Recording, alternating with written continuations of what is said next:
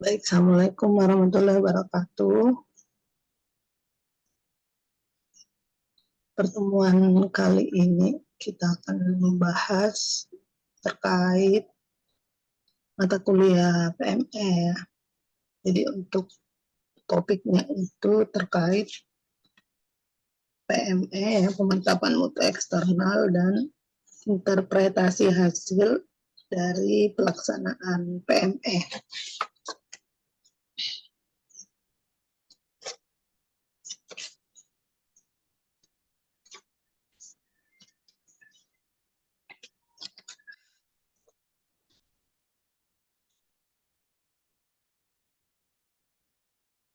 Ya, jadi untuk pertemuan ini kita akan membahas ya dari interpretasi hasil ya kegiatan PME ya, contohnya ya hasil untuk PME bidang urnalisa, hematologi ya, kimia klinik, ITA ya, dan sertifikat PME.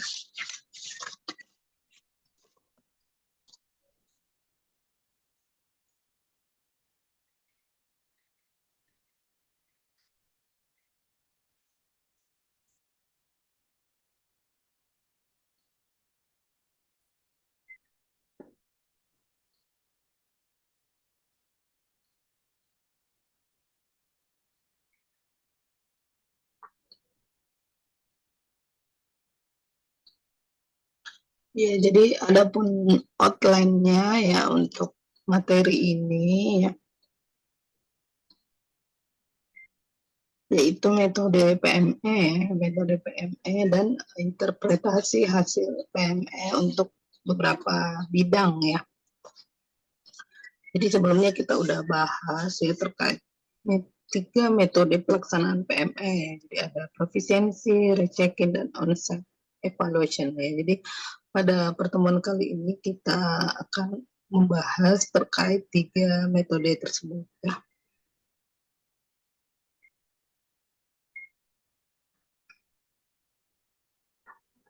Jadi untuk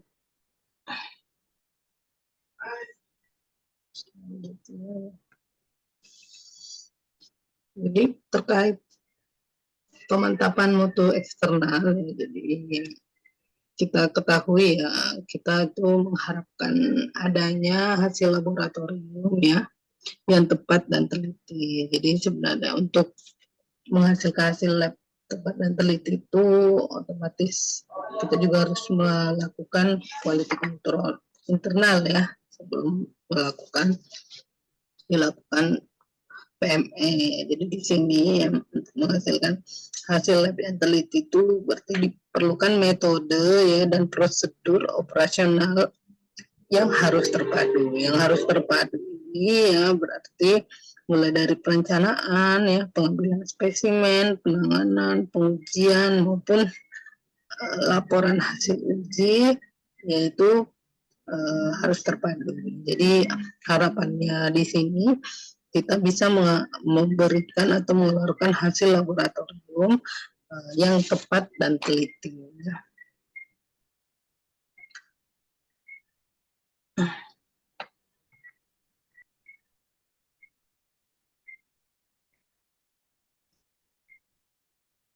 Ya, di sini ada 3 metode ya.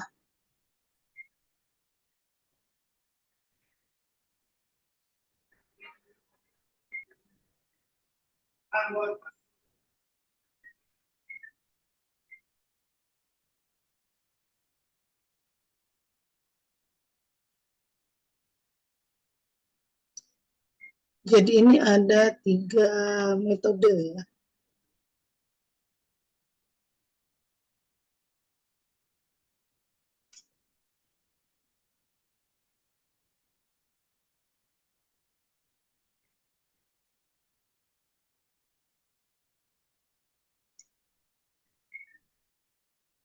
Jadi di sini ada 3 metode ya untuk PME ini ya, yaitu proficiency testing ya, rechecking retesting ataupun on-site evaluation ya. Ini sumbernya adalah WHO 2011. Jadi kita akan membahas satu persatu ya dari metode ini.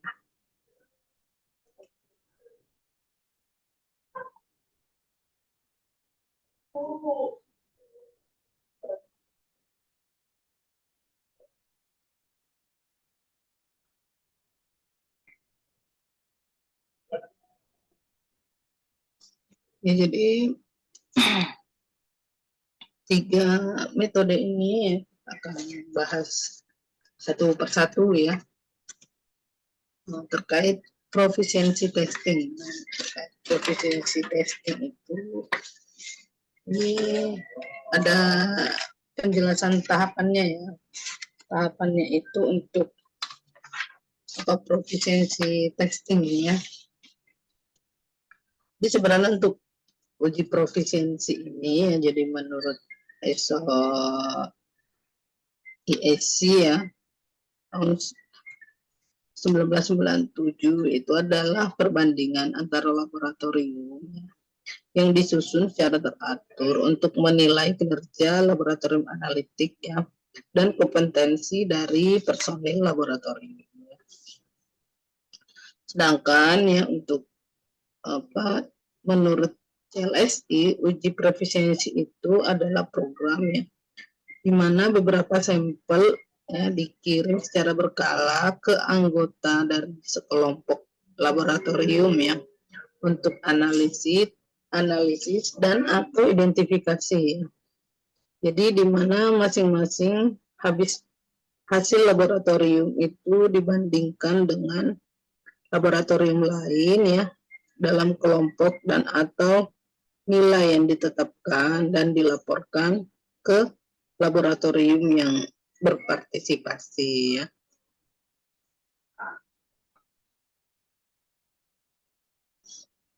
Jadi dalam proses dari uji profisiensi testing ini ya, jadi laboratorium itu menerima sampel ya dari penyedia pengujian ya.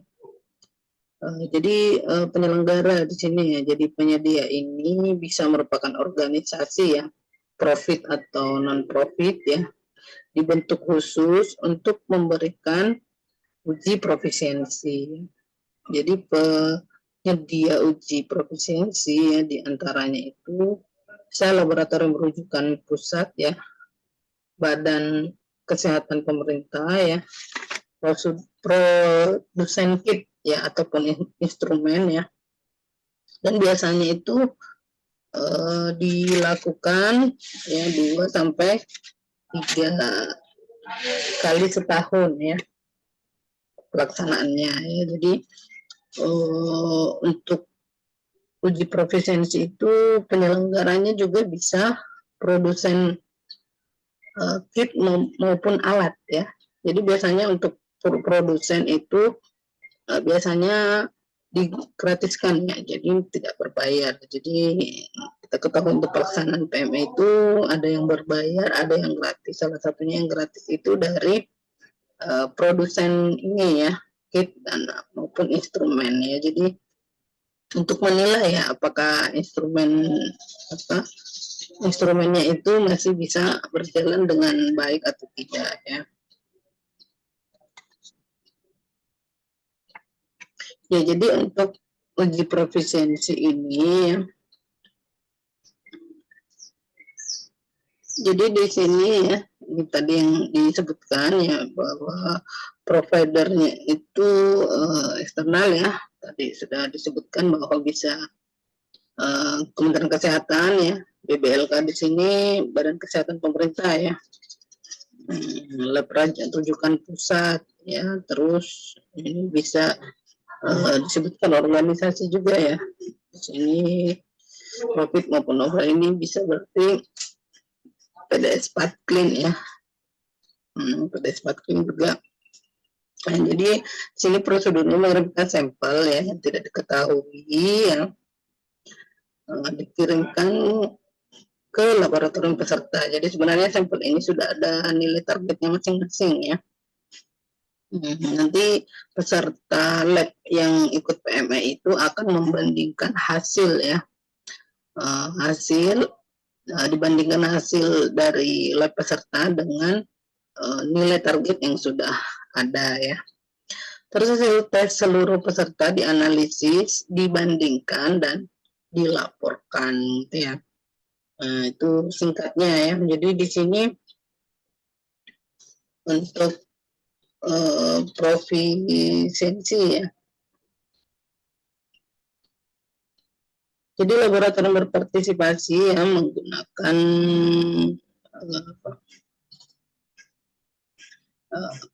menggunakan informasi itu untuk melakukan ya perubahan dan perbaikan yang sesuai ya. Agar bisa sukses ya dalam pelaksanaan uji profisiensi ini ya, maka instruksi uji profisiensi harus diikuti dengan hati-hati ya. Bekerja secara akurat dan hasil penyerahan harus terpenuhi ya. Dan penting juga untuk diketahui ya bahwa uji profisiensi itu juga memiliki beberapa keterbatasan ya. Dan tidak dibenarkan juga bahwa hanya uji profisiensi yang merupakan satu-satunya alat untuk mengevaluasi kualitas laboratorium ya. Jadi kan tadi disebutkan ada 3 metode ya, jadi masing-masing itu ada 3 metode ini, ada kelebihan maupun kekurangan ya dari setiap pengujian ini ya.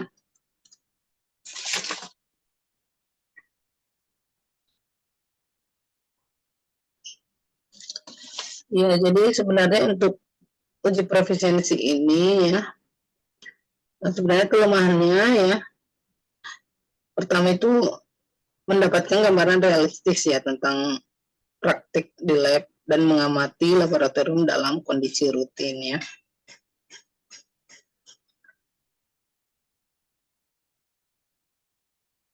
Memberikan hasil informasi untuk perbaikan proses internal ya. Selanjutnya mengukur kesenjangan ya ataupun kekurangan antar laboratorium ya. Selanjutnya membantu laboratorium kesehatan ya dalam mengumpulkan informasi untuk perencanaan ya dan pelaksanaan pelatihan ya, pemantauan dan tindakan korektif ya.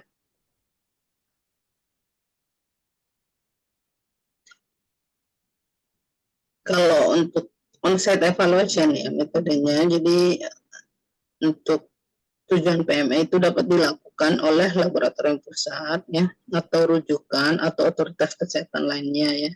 Jadi biasanya metode ini bisa digunakan bersamaan dengan skema pengujian ulang ya dan pemeriksaan ulang untuk memberikan lebih banyak informasi ya terkait kinerja dari laboratorium kesehatan ya. Jadi sebenarnya ada perbedaan ya, ada perbandingan antara uji profisiensi ya dengan misalnya uji pre-checking atau pre-testing ya.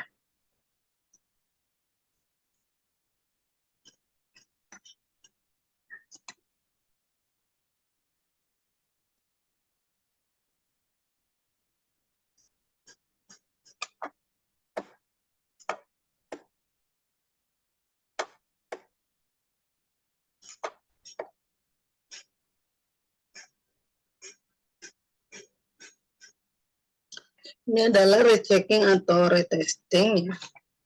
Jadi di mana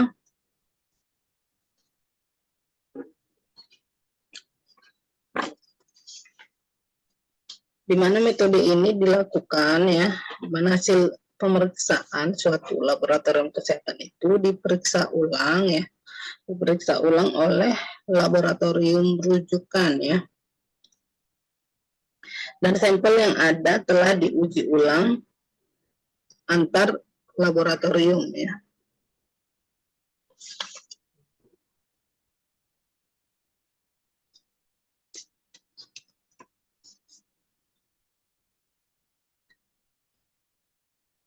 Laboratorium rujukan ya.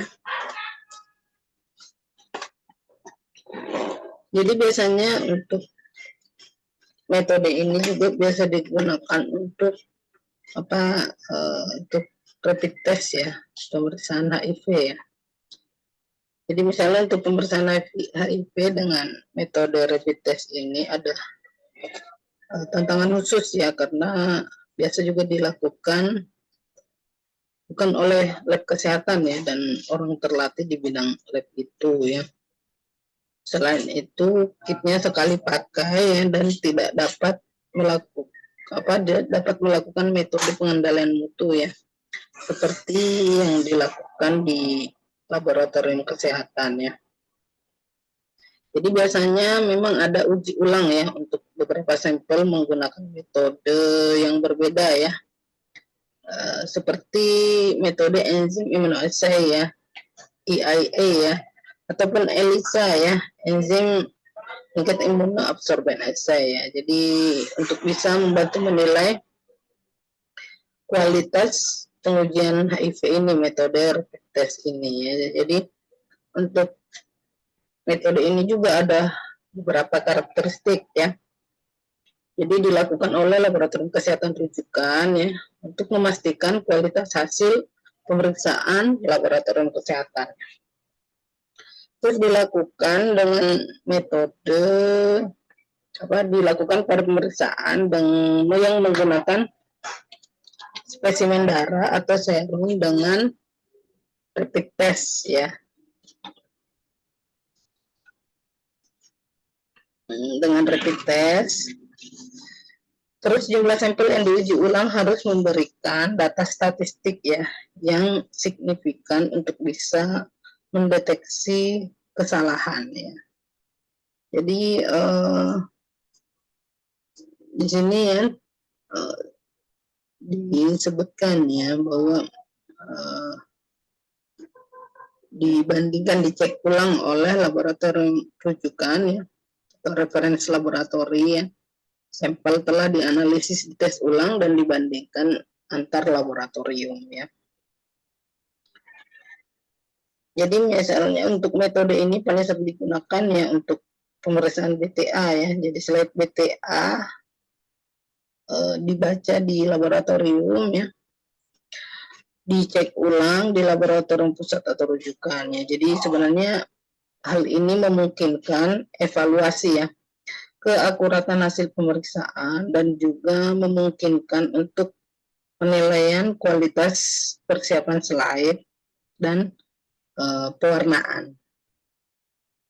Jadi sebenarnya ada ini ya, perbandingan antara metode uji proficiency maupun pengecekan ulang ya. Jadi bisa dilihat dari perbandingan antar labnya ya, sampel buatan, sampel asli, waktu dan SDM, maupun evaluasi analitiknya.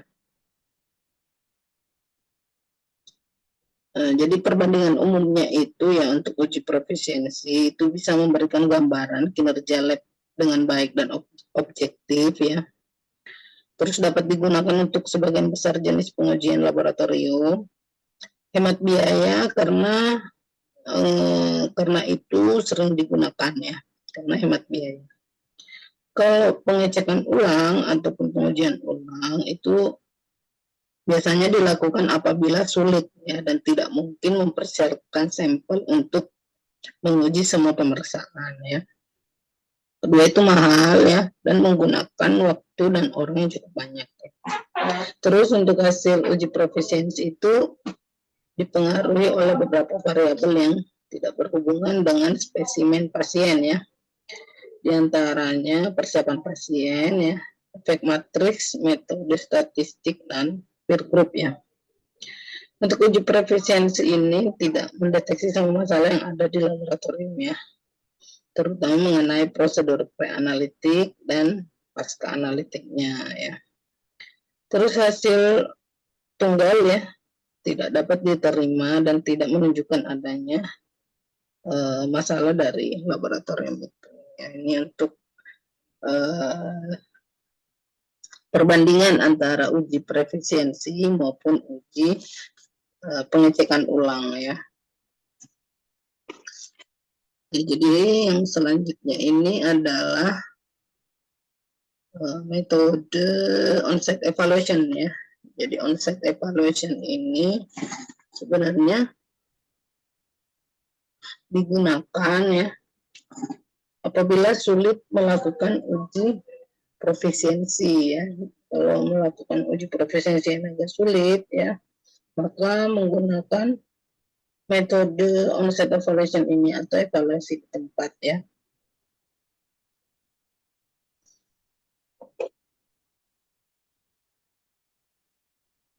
Ya, jadi untuk metode ini ada kunjungan berkala ya oleh evaluator untuk pemeriksaan laboratorium kesehatan ya. Jadi merupakan salah satu jenis PME ya, yang bisa digunakan ketika metode PME lain itu tidak layak atau efektif ya. Jadi kalau misalnya baru digunakan on-site evaluation ini kalau misalnya untuk uji profisiensi maupun pengecekan ulang itu tidak layak atau efektif lagi ya. Jadi untuk sebenarnya untuk metode ini biasanya digunakan untuk penilaian BTA ya, pemeriksaan BTA maupun rapid test. Rapid test HIV ini ya.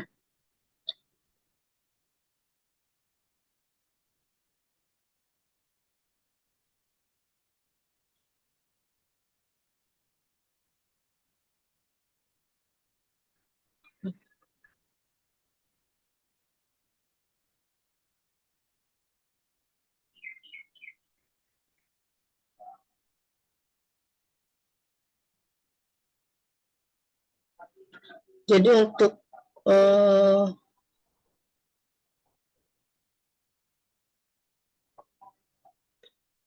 metode on-site evaluation ini dilakukan oleh lab pusat atau rujukan ya, atau otoritas kesehatan lainnya ya. Jadi di metode digunakan bersamaan ya dengan skema pengajian ulang ya dan pemeriksaan ulang yang untuk memberikan lebih banyak informasi tentang kinerja laboratorium kesehatan ya.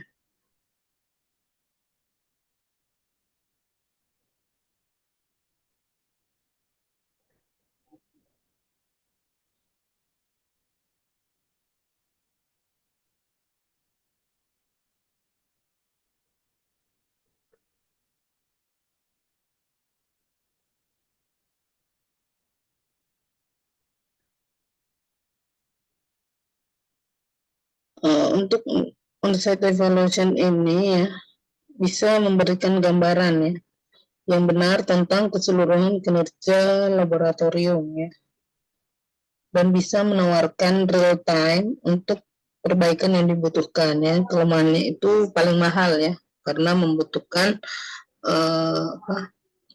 waktu yang cukup lama ya.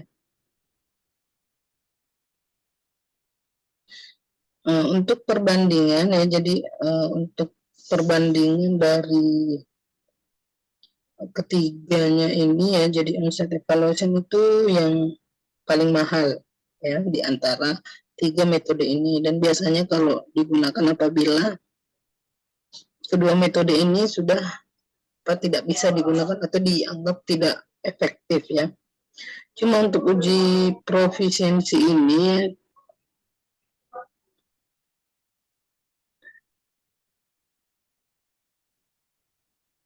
ya, untuk uji profisiensi itu kelemahannya ya bisa dipengaruhi oleh beberapa variabel yang tidak berhubungan dengan spesimen pasien ya, seperti persiapan ya, metode, statistik. Terus uji profisiensi itu tidak bisa mendeteksi semua masalah yang ada di laboratorium ya.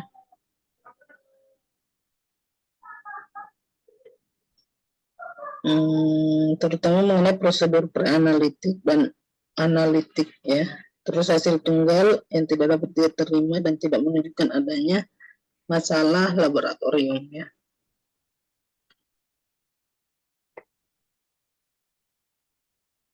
Jadi untuk on-site evaluation ini ya ditetapkan metode evaluasi dengan reagen atau retesting method ya, atau cara lain menukar sampel dari satu laboratorium ke laboratorium yang lainnya ya.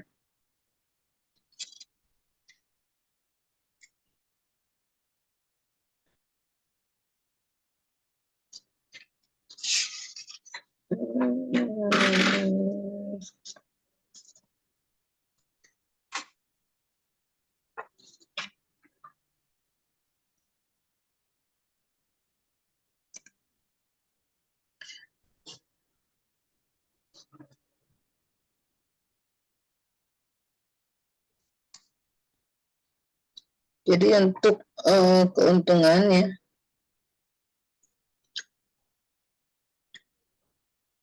keuntungan dari pelaksanaan PME ini ya, jadi meyakinkan pelanggan ya, seperti dokter, pasien ya, dan pihak berwenang ya, bahwa hasil pemeriksaan itu handal ya. Kedua, mengidentifikasi masalah dalam praktik laboratorium ya, dan memungkinkan tindakan perbaikan. Selanjutnya bisa membantu mengevaluasi keandalan metode, bahan, dan peralatan. Jadi di sini secara umum bisa meyakinkan ya customer ya dari hasil laboratorium yang dikeluarkan.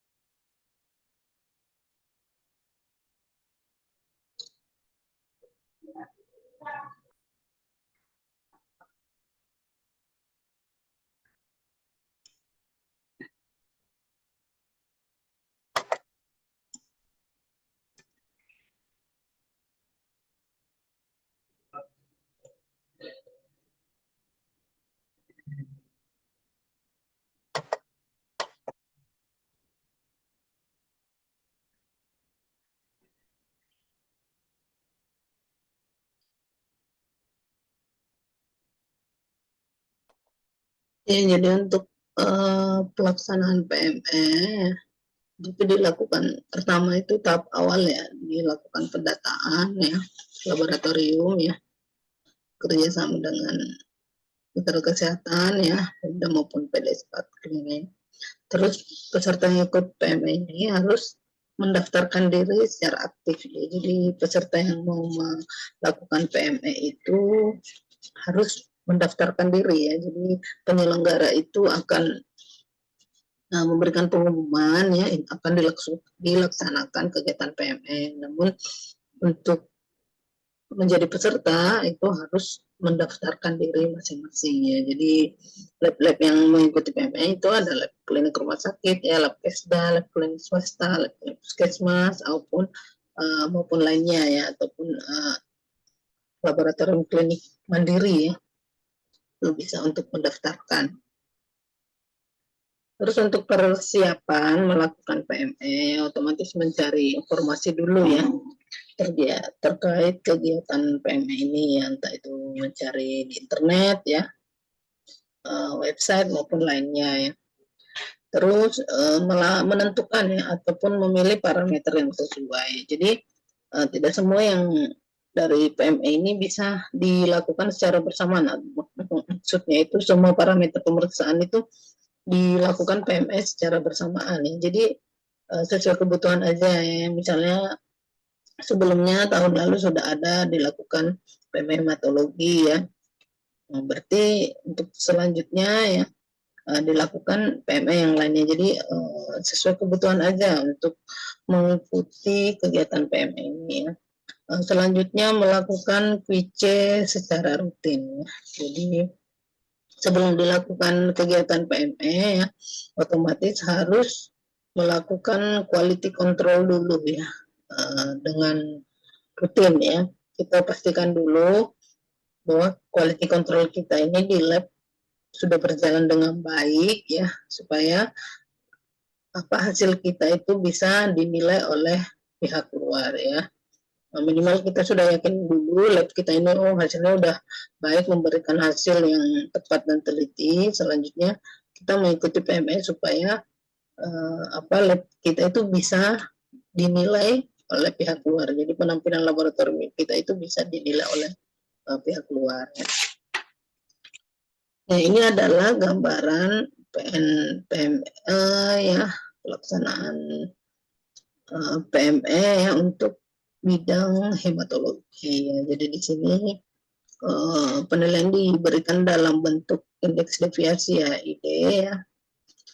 Nah, ini diperoleh dari selisih hasil pemeriksaan peserta terhadap nilai target ya dalam satuan standar deviasinya atau SD ya. Jadi di sini menilai juga ya untuk SD peserta, penilaian nilai target peserta dengan koefisien variasi atau CP ya. Jadi ini kriteria ya untuk menilai baik, cukup, kurang, dan buruk ya. Jadi 0 sampai 1 itu baik ya, 1 sampai 2 itu cukup, 2 sampai 3 itu kurang, kalau nilainya lebih dari 3 itu berarti buruk ya. Ini untuk kimia klinik ya, ini berarti chosen coefficient of variation CCV ya, sebagai pengganti standar deviasi ya. Jadi ini penilaian dapat diketahui penyimpangan terhadap nilai target ya. Jadi CCV ini juga dibandingkan hasil negara menggunakan sistem yang sama ya. Jadi CCV ini adalah skala atau satuan yang menjadi patokan untuk mengetahui ya sejauh mana hasil pemeriksaan itu menyimpang dari yang diharapkan ya. Jadi di sini pada saat ini program pemantapan mutu ya untuk WHO sistemnya sama ya, dan telah ditetapkan CCV ini untuk masing-masing parameter ya. Ditolak ukurnya ya dari persen variasi ya, itu selisih antara hasil pemeriksaan peserta terhadap nilai target yang dinyatakan dalam persen ya. Untuk variance index ya, VI di sini yaitu persen variasi yang dibagi dengan CCV ya untuk masing-masing parameter dan dikalikan faktor 100 ya. Nah, terus di sini ada nilai FIS ya. Terus ada nilai bias index score ya, yaitu nilai FIS menggunakan tanda arah penyimpangan hasil pemeriksaan peserta terhadap nilai target ya. Kalau positif berarti lebih tinggi dari nilai target ya. Kalau negatif berarti lebih rendah dari target ya. Terus ada nilai MRFIS-nya ya dan OMRFIS-nya ya. Jadi di sini untuk penilaian ya 0 sampai 100 itu baik, 102 sampai 200 itu cukup, 201 sampai 300 kurang, dan lebih dari 300 itu buruk ya. Ini untuk penilaian imunologi ya, imunologi. Parameternya itu bisa PDRL, TPHA, bisa AG, anti HCV dan anti HIV ya. Untuk penilaiannya yang jadi ketetapan hasil pemeriksaan yaitu kesesuaian ya, hasil pemeriksaan peserta dibandingkan dengan hasil laboratorium rujukan ya. Untuk kategorinya hasil pemeriksaan ya, ini kategori nilai dan keterangan ya. Baik jika hasil pemeriksaan benar sesuai dengan hasil rujukan ya. Tidak baik jika hasil pemeriksaan tidak sesuai dengan hasil rujukan. Dan tidak dapat dinilai apabila hasil laporan pemeriksaan menyimpang dari ketentuan atau tidak melakukan pemeriksaan ya.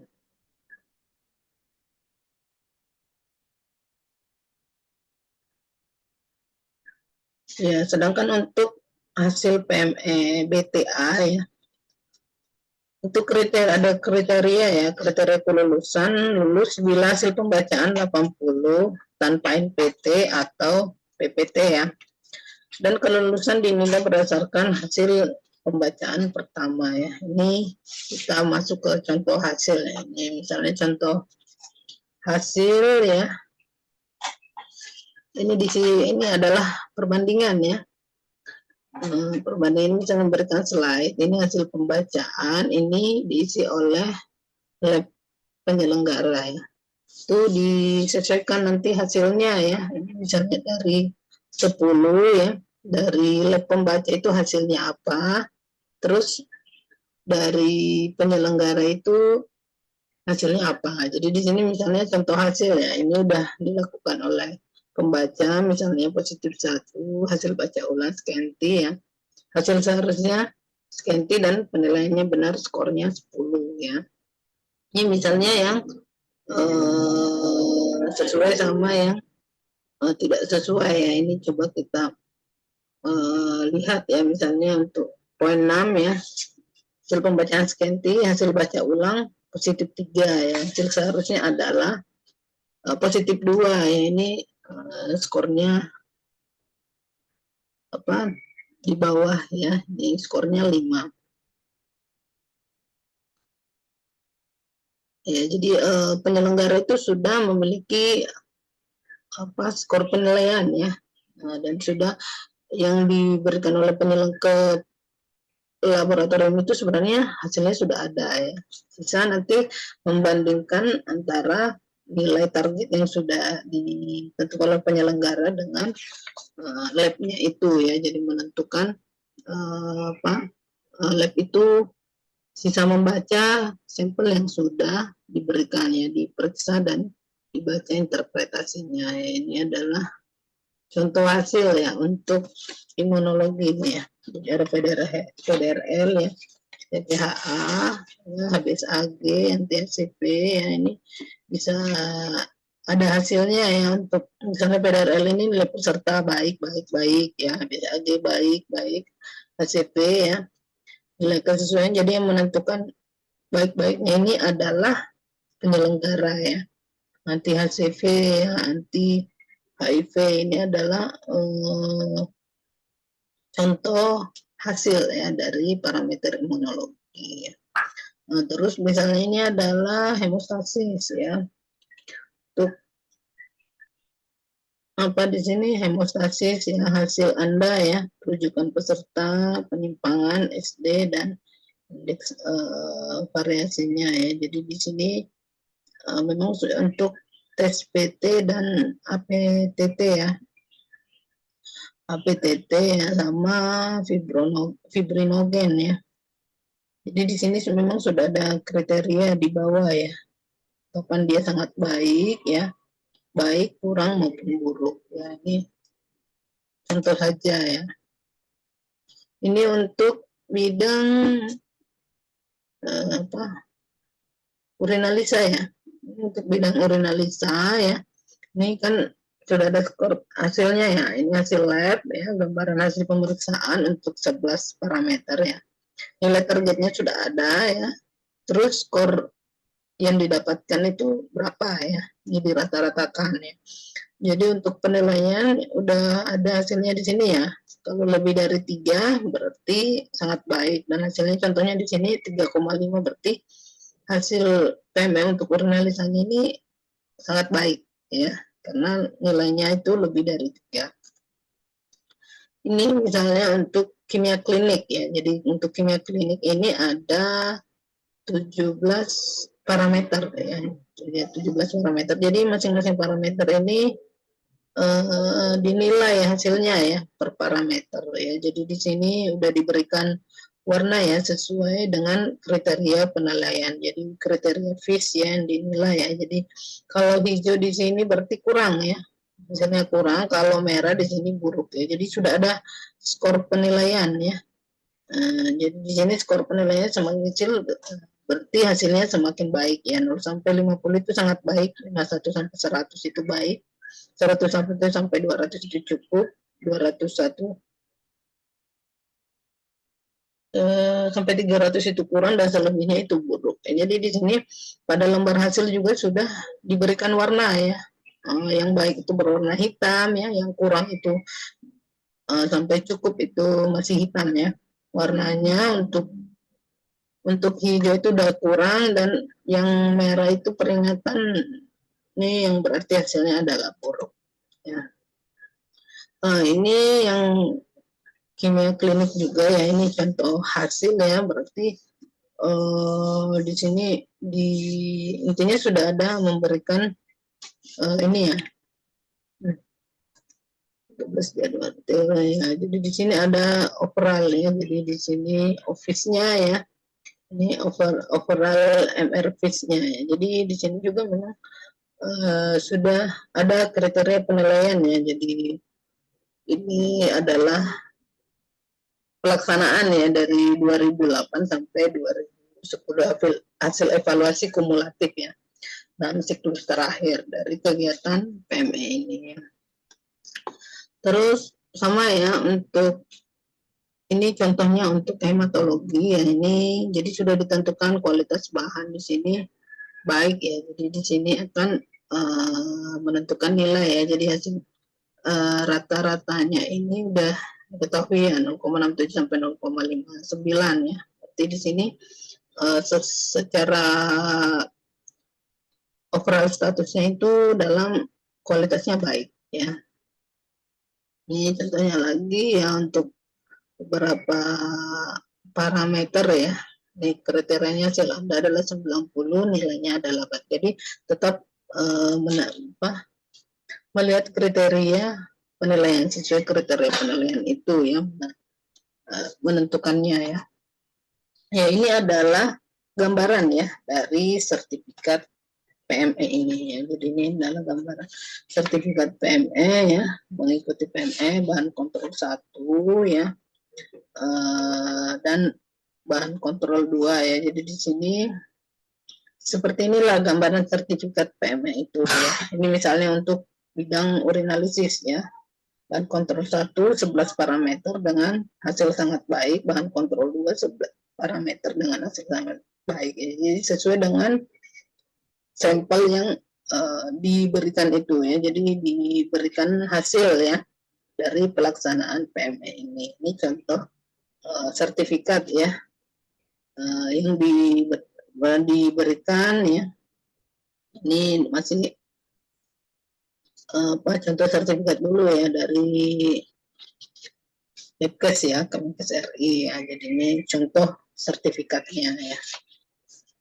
Jadi dalam penilaian PME ini ya, jadi mengikuti seluruh bidang pemeriksaan ya, yang PME ini yang diselenggarakan oleh kementerian ya, dalam kurun 3 tahun terakhir yang mengikuti setiap siklus PME itu minimal 2 kali setahun ya, dalam kurun waktu 3 tahun terakhir ya. Nah, jadi hasilnya itu baik bila 75% dari hasil PME yang didapat ya dalam kurun waktu 3 tahun terakhir itu dengan hasil baik ya. Dan dievaluasi ya, penilaian hasil PME ini minimal setahun sekali dan ditindaklanjuti dalam bentuk perbaikan kualitas. Ini berdasarkan pedoman survei akreditasi laboratorium kesehatan ya oleh Depkes RI tahun 2009 ya. Jadi umpan baliknya ya di sini ya, jadi hasil PME itu akan diumpan balik kepada peserta ya, yang perlu dianalisis di sini adalah posisi dari hasil lab yang bersangkutan ya terhadap nilai rata-rata peserta yang lain atau nilai yang ditentukan oleh penyelenggara. Ya, jadi harus diketahui ya, yang metode yang terbanyak dipakai itu apa ya, dan alat yang banyak dipakai itu apa ya. Jadi untuk hasil menentukan di sini hasil rata-rata peserta itu baik ya atau tidak. Jadi di sini akan terlihat nanti ya metode ataupun alat yang dipakai. Jadi biasanya itu untuk penilaian diseragamkan ya, untuk alat yang dipakai itu diseragamkan penilaiannya berdasarkan metode maupun alat yang digunakan. Ya, jadi di sini ya bila hasil kurang baik ya, nih hasil kurang baik berarti yang apa, ada beberapa yang harus dievaluasi ya. Pertama bahan kontrol ya, kualitas bahan saat diterima ya, dan penyimpanannya selama menunggu waktu karena kan ada batas waktu kapan waktu dilakukan pemeriksaan itu ya. Jadi saat bahan diterima itu sudah ada range penentuan waktunya kapan dilakukan pemeriksaan ya. Jadi pemeriksaannya itu serentak ya, semua lab sesuai dengan instruksi yang diberikan oleh penyelenggara ya. Nah, bisa saja pada saat penyimpanannya ini apakah kita sesuai SOP atau tidak itu bisa dilihat ya sebagai evaluasi petugas yang melakukan pemeriksaan apakah terampil atau tidak, atau terus melakukan pemeriksaan tidak sesuai SOP di sini ya. Terus di lab juga alatnya itu tidak terkontrol dengan baik atau kuncinya keluar. Biasa saja alatnya itu rusak ataupun belum dikalibrasi. Itu evaluasi juga bahan kontrol ya, metode yang dipakai tidak dianjurkan oleh organisasi profesi. Regen ya, regen yang dipakai tidak terkontrol dengan baik ya, penyimpanannya tidak baik, seperti suhunya yang tidak terkontrol ya, dan regen itu tidak direkomendasikan ya untuk digunakan ya. Terus kegagalan PME ya, itu yang penting dievaluasi tadi ya. Apabila hasilnya kita itu kurang baik, padahal misalnya ujiannya kita itu sudah baik ya. Nah, makanya pada saat pelaksanaan itu kita persyaratan sampel yang metode CLE itu tidak memperlakukan sampel PME itu berbeda dengan pasien, tapi sama ya. Tidak boleh ada perbedaan supaya bisa menilai penampilan dari labnya kita ya. Terus di sini kegagalan ya PME. Jadi biasanya itu kegiatan PME juga di lab itu gagal ya. Jadi biasanya itu hanya untuk memenuhi persyaratan ya. Sekedar sebenarnya hanya ingin saya mau sertifikatnya aja. Jadi berpartisipasi itu bukan misalnya untuk menilai penampilan lab saya ini gambarannya seperti apa ya. Nah, jadi di sini hanya untuk memenuhi persyaratan aja, karena memang dipersyaratkan harus ya setiap lab itu mengikuti PME, jadi hanya berpartisipasi aja ya. Nah, terus apalagi pelaksanaannya tidak jujur ya, tidak jujur itu ya bisa saja ya hasil lab itu ya sampelnya malah diperiksa oleh laboratorium lain, karena misalnya saya tidak yakin untuk melakukan pemeriksaan ini malah misalnya diberikan oleh lab lain untuk dilakukan pemeriksaan untuk sampel itu kan berarti pelaksanaannya tidak jujur ya. Terus melakukan tindak lanjut umpan, sebenarnya di sini tidak melakukan tidak lanjut umpan ya. Jadi misalnya hasilnya didapatkan kurang baik, itu kan biasanya ada catatan ya. Ini yang kurang, ada catatan dari penyelenggara apabila hasilnya kurang baik. Nah, ternyata tidak dilakukan umpan balik ya, tidak menindaklanjuti dari hasil ya. Jadi hasil yang ditemukan itu kan harusnya ada tindak lanjut ya. Apa ya, seperti yang tadi kalau misalnya hasilnya kurang baik, apa yang harus dievaluasi seperti bahan kontrol, petugas, alat, regen ya, itu hasil itu tidak ada umpan balik ya. Jadi tidak dilakukan feedback dari hasil PME yang dikeluarkan itu, ini yang menyebabkan kegagalan pada kegiatan PME. Jadi kita berada di kesimpulan ya untuk materi ini. Jadi hasil PME itu merupakan cerminan dari hasil QC kita untuk setiap laboratorium ya. Jadi gambaran ya. Jadi sebenarnya sebelum melakukan PME memang kita harus memastikan QC-nya kita sudah berjalan dengan baik, karena merupakan gambaran ya dari kegiatan QC kita itu untuk hasil PME. Terus hasil PME itu harus dievaluasi ya, dan dilakukan tindak lanjut umpan balik ya, agar hasil tersebut bermanfaat untuk laboratorium kita. Jadi bukan hanya sekadar kita mendapat sertifikat, ini udah baik, terus kita tidak melakukan tindak lanjut. Jadi harus ada tindak lanjut ataupun umpan balik dari hasil PME ini ya. Jadi mungkin ya ini untuk materi kita pada hari ini ya. Mungkin nanti bisa menyimak materi dengan baik ya, dan nanti bisa menjawab soal latihan ya untuk materi hari ini ya. Ya mungkin saya tutup ya untuk materi hari ini. Terima kasih untuk partisipasinya. Semoga menjadi ilmu yang bermanfaat ya. Salam sehat ya.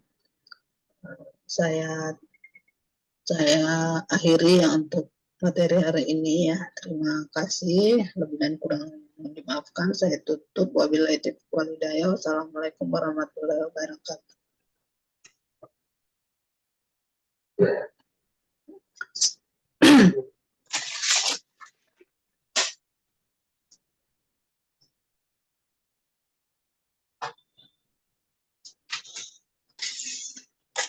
Kok nggak mau